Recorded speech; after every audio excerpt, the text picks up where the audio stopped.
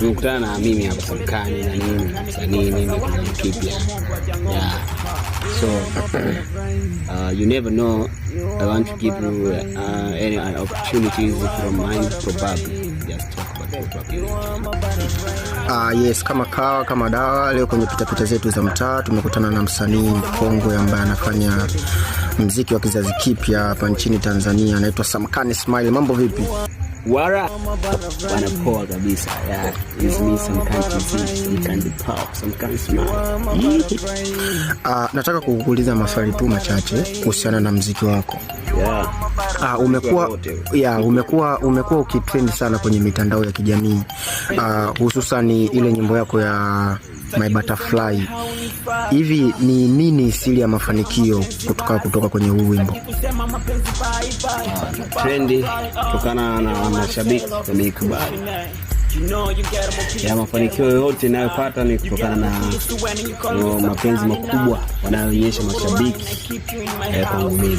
Ninachokifanya na support, sio Butterfly tu, lakini sio taki mapenzi kichai na take press kwa mjini kwenye nazungumzia social media. Vizuri. Okay. Kumekuwa na story kubwa kwa wasanii wakubwa kama walioendelea kwenye muziki, story kuhusu kuandikiwa nyimbo. Vipi kwa upande wako wewe?